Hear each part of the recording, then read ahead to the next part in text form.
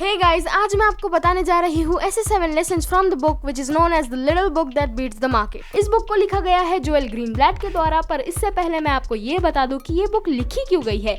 Obviously हमें share market के बारे में जानकारी देने के लिए, बट सिर्फ इसीलिए नहीं, इसके पीछे एक स्टोरी भी है। एक्चुअली में इस बुक के जो ऑथर हैं उनके 5 बच्चे हैं और वो चाहते हैं कि उन 5 को कोई गिफ्ट दिया जाए, पर वो ये सोच में डूबे हुए हैं कि उनको क्या गिफ्ट दिया जाए। फिर उन्होंने सोचा कि क्यों ना मैं अपने बच्चों को अमीर कैसे बनते हैं वही बता दूं, उनसे अच्छा गिफ्ट क्या होगा उनके लिए। और फिर उन्होंने यही सोचकर ये बुक लिखी थी। सो विदाउट किसी देरी, लेट्स स्टार्ट।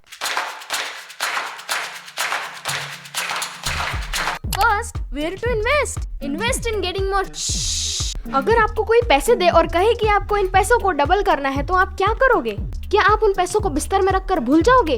ऑब्वियसली इससे आपके पैसे बढ़ेंगे तो नहीं, उल्टा उस पैसों की वैल्यू घट जाएगी। क्यों? क्योंकि मैंने अपनी पिछले वीडियोस में भी आपको बताया है कि saving money is not the solution, making is. बचाना नहीं है, बढ़ाना है, बनाना है। तो दूसरा रास्ता है कि आप बैंक को दो या फिर आप उस पैसों को इन्वेस्ट करो। एक चीज है जो बैंक के एफडी को और गवर्नमेंट बॉन्ड्स को सिमिलर बनाती है और वो है आरओआई, मतलब रिटर्न ऑन इंटरेस्ट, जो कि दोनों ही 6% का होता है। इसलिए तो हमारा पहला रूल ये है कि अगर आपको कहीं पे भी 6% आरओआई मिलता है अपनी इन्वेस्टमेंट से, तो आप वहाँ पर पैसा कभी मत लगाना, क्योंकि रिस्क लेकर 6% आरओआई मिलने से अच्छा है कि आप बिना रिस्क लिए गवर्नमेंट बॉन्ड से 6% आरओआई ले। Second, let's be practical. Author के बेटे का एक फ्रेंड था जिसका नाम जेसन था, और ऑथर हमेशा उसे देखकर कहते थे कि कितना अच्छा है ना बचपन से ही रिच बन जाना, क्योंकि वो बचपन से ही पैसा कमाता था।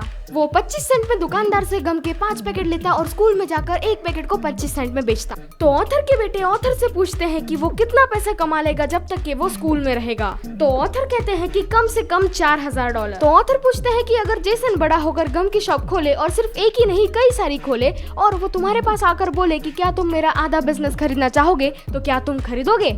तो इससे पहले हमें थोड़ा सा सर्च करना होगा। तो जेसन को अपने हाफ बिजनेस के लिए 6 मिलियन चाहिए, पर जेसन कहता है कि मैं पूरा हाफ बिजनेस एक साथ नहीं बेचूंगा। मैंने उस हाफ बिजनेस को 1 मिलियन इक्वल पीसेस में बांट दिया है, जिसे हम शेयर्स कह सकते हैं, और वो एक शेयर को $12 में बेचना चाहता है, और पूरा हाफ बिजनेस 6 मिलियन में। तो अगर आपको 100 शेयर चाहिए होंगे तो आपको $1200 देना होगा, और ऐसे ही अगर आपको 10,000 शेयर चाहिए होंगे तो $120,000 देना होगा। तो अगर आप 10,000 शेयर लेते हो तो आप जेसन के गम शॉप के 1% के ओनर बन जाते हो।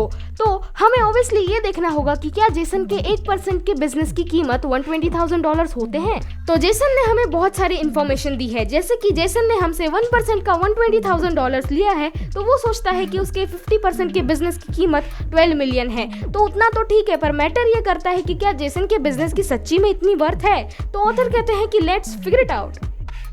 तो जेसन ने हमें बताया है कि पिछले साल उसके बिजनेस का प्रॉफिट 10 मिलियन आया था, तो इस साल उसका टारगेट है 12 मिलियन का, पर उससे ज्यादा भी आ सकता है और उससे कम भी।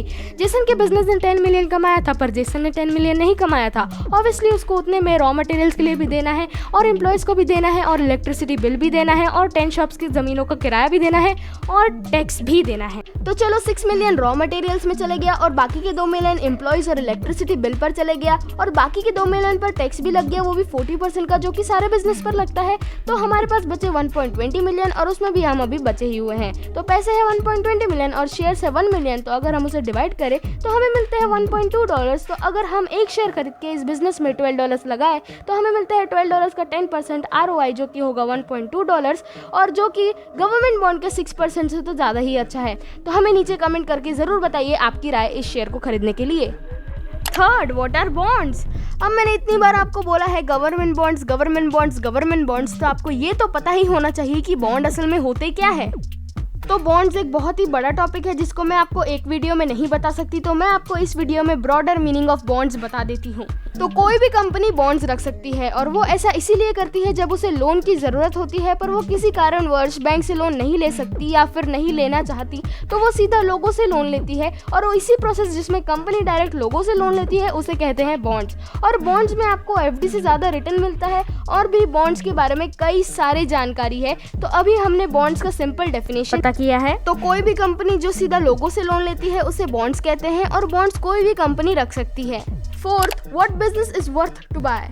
अब हम फिगर आउट करेंगे कि क्या क्या क्वालिटी होनी चाहिए एक बिजनेस में जिससे आपकी इन्वेस्टमेंट सही रिटर्न लाए और बिना प्रिंसिपल गवाए, या फिर हम कह सकते हैं कि प्रिंसिपल को सेव रखे।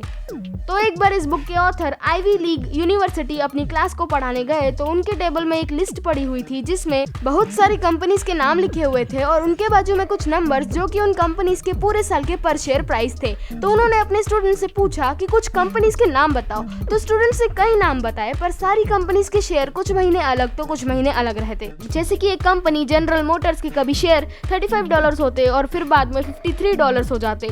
तो ऑथर ने स्टूडेंट से पूछा कि बस एक साल के टाइम पीरियड में इन सब कंपनीज के शेयर के प्राइस इतने अलग अलग क्यों है? ऐसा तो नहीं हो सकता कि इतनी जल्दी इन कंपनीज के प्रॉफिट बढ़े और कम हुए हो, तो फिर ऐसा कैसे हुआ?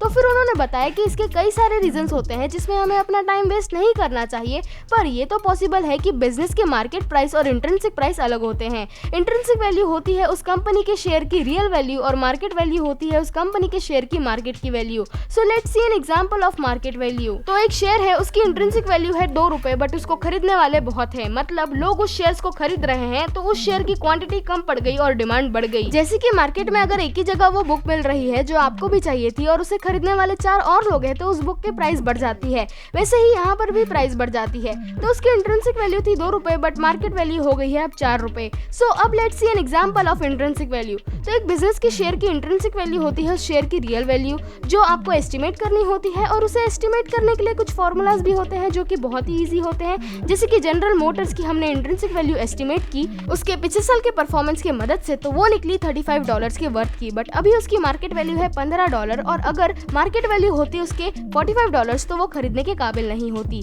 तो बेंजामिन ग्राहम जो कि इन्वेस्टमेंट्स के भगवान है, उन्होंने कहा है कि जितना ज्यादा आपका मार्जिन ऑफ सेफ्टी होता है उतना अच्छा आपके लिए वो इन्वेस्टमेंट साबित होती है। अगर इंट्रिंसिक वैल्यू मार्केट वैल्यू से ज्यादा है तो आपकी मार्जिन ऑफ सेफ्टी ज्यादा है एज अ इन्वेस्टर। मतलब कि अगर आप किसी शेयर की इंट्रिंसिक वैल्यू एस्टिमेट करते हैं ₹70 बट अभी उसकी मार्केट वैल्यू है ₹30 तो आप अभी उसे खरीद लोगे। तो अगर उसकी मार्केट वैल्यू बढ़कर 70 नहीं हुई और 50 या 60 भी हो गई तो भी आपका लॉस नहीं होगा, उल्टा प्रॉफिट ही होगा। इसलिए बेंजामिन ग्राहम कहते हैं कि जितना ज्यादा मार्जिन ऑफ सेफ्टी होता है उतना ही अच्छा आपकी इन्वेस्टमेंट होती है। तो गाइज यही थे आज के वो बेसिक इंपॉर्टेंट पॉइंट्स जो आपको इस बुक से सीखने चाहिए। तो एक बार अभी समराइज कर लेते हैं। सबसे पहले हमने सीखा हमें कहाँ इन्वेस्ट करना चाहिए। हमें हमेशा 6% से ऊपर ROI मिलने पर इन्वेस्ट करना चाहिए क्योंकि उससे नीचे तो गवर्नमेंट बॉन्ड्स भी बिना रिस्क के दे देती है। दूसरा हमने जाना जेसन के बिजनेस का प्रैक्टिकल वर्क कि किसी का भी बिजनेस में सबसे पहले क्या क्या देखना चाहिए। तीसरा हमने जाना कि बॉन्ड्स क्या होते हैं। अगर कोई बिजनेस सीधा लोगों से लोन लेती है तो उसे बॉन्ड्स कहते हैं। फिर हमने सीखा कि कैसे बिजनेस पर अपने पैसे डालने चाहिए और हमने सीखा इंट्रिंसिक वैल्यू और मार्केट वैल्यू के बारे में। तो अगर आपको मैजिक फॉर्मूला के ऊपर वीडियो चाहिए तो